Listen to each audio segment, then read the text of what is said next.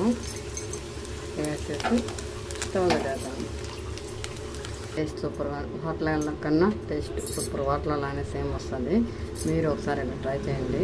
నాకైతే ఇలా చేసుకోవడం చాలా ఇష్టం. చికెన్ కర్రీ ముక్కలు కూడా బాగా ఉడుకుతాయి, తింటా అంటే కూడా క్రిస్పీగా అనిపిస్తుంది.